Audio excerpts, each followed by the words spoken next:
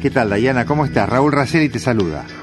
Hola Raúl, buen día a los oyentes, ¿cómo les va? Bueno, muy bien, iniciando una semana, digamos, muy atípica, ¿no?, para la educación, porque, bueno, esta semana es una semana con mesas de exámenes para las escuelas secundarias y después ya comienza el receso, ¿no?, el receso de este 2018. Pero la convocatoria es para que nos comentes un poco acerca de esta iniciativa que ha comenzado la semana pasada, ¿no?, donde se han elegido o han participado en realidad varias escuelas de nuestro medio, escuelas públicas y privadas, para informarse acerca de la educación sexual. Contanos un poco cómo se ha plasmado esta idea y en qué consiste en realidad toda esta convocatoria.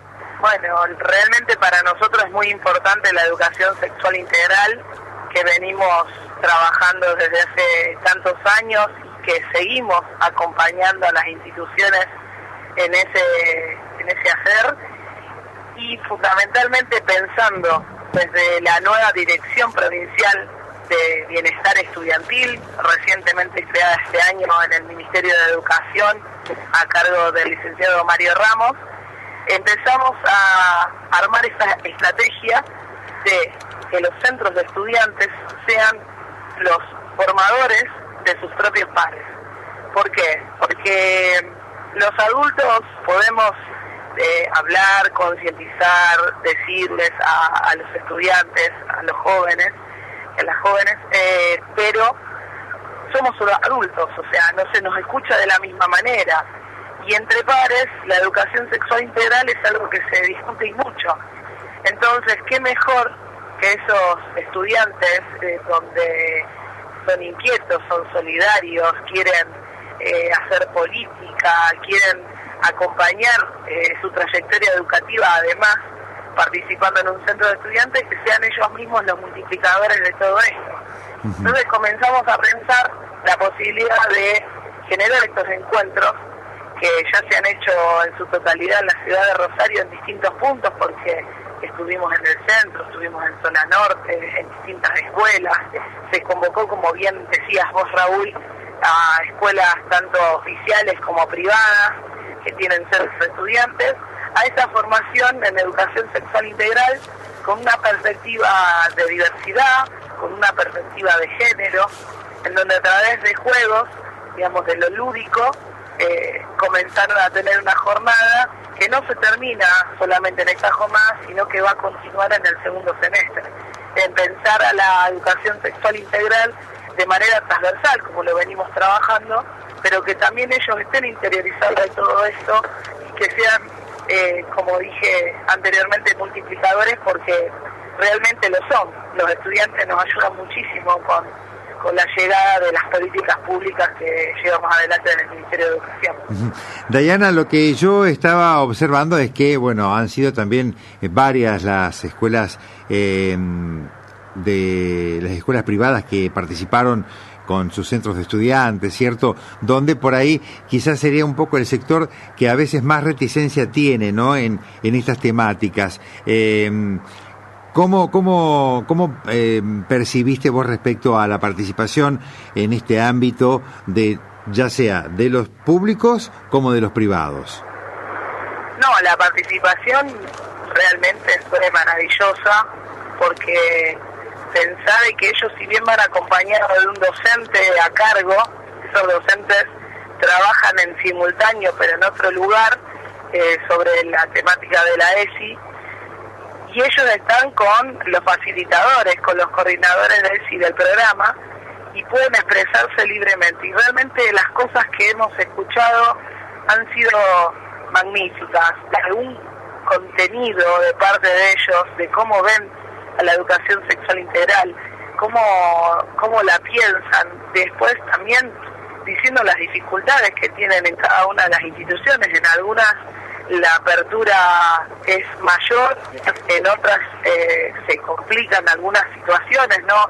Pensar desde la diversidad y haciendo mención a que hace muy poquito se celebró el Día del Orgullo de todo el colectivo del LGTBI.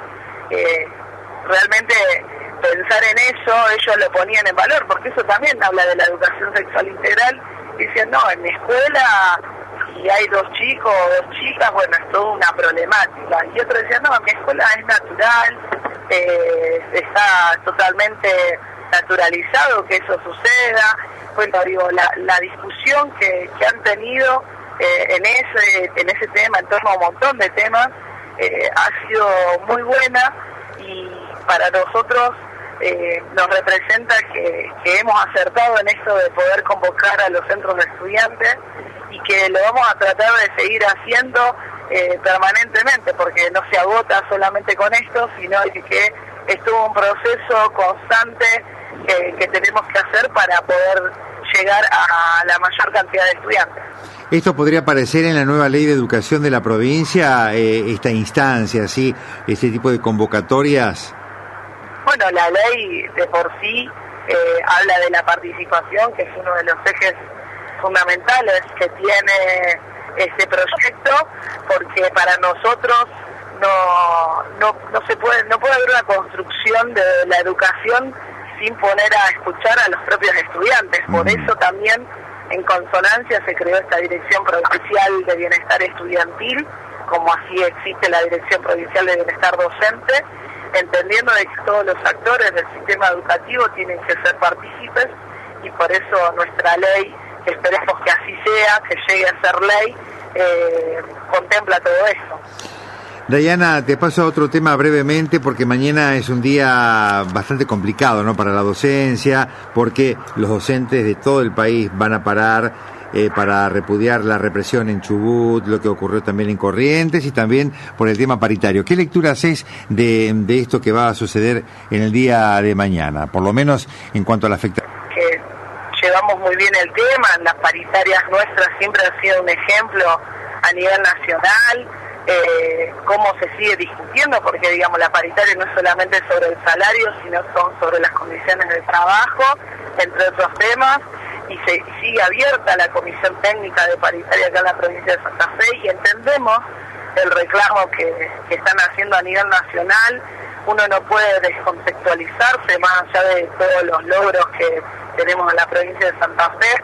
No podemos descontextualizarnos y no ver la crisis que hay a nivel nacional, que no es solamente la crisis que tienen los docentes, sino la crisis que tiene el pueblo en general, pérdidas de las fuentes de trabajo. Digo, sí valoramos permanentemente con los gremios, inclusive acá en la provincia, que nosotros seguimos titularizando. De hecho, en el día de hoy en la ciudad de Santa Fe se está titularizando los concursos de nivel superior, los cargos, y sobre fin de año se van a titularizar las horas cátedras, y entendemos de que esto es algo que no pasa habitualmente en las otras provincias, y ni hablar en una política a nivel nacional. Así que lamentamos tener que pasar el paro, pero entendemos el reclamo porque es totalmente legítimo. Uh-huh. Y ahora sí, por último, y esto tiene que ver un poco con esa cláusula gatillo de la que ya conocemos acerca de el cierre de paritarias, donde quedó establecido que, de acuerdo a los incrementos que tuviera la provincia, la nación, se iba a disparar la cláusula gatillo. Había habido una promesa por parte del gobierno de Miguel Lifchit de pagar esa diferencia ahora en el mes de julio. ¿Es así o ha quedado modificada la situación? ¿Podés contestarnos esta inquietud? Mira, no puedo confirmarte en este momento porque no tengo el dato certero. Uh-huh. Sí sé que se está hablando de esta situación, y sí te puedo decir lo que ya ha hecho el gobernador de la provincia de Santa Fe, Miguel Lifchit, que ha cumplido con su palabra y se ha activado la cláusula gatillo para los empleos estatales. Entiendo de que en eso se está charlando y discutiendo para que se pueda concretar en los salarios docentes también, pero no puedo darte ahora por certero que es una información que todavía no la tengo. Dayana, te agradecemos estos minutos con Ida y Vuelta Nacional, muy amable como siempre. No, por favor, Raúl, muy amable de ustedes, hasta luego.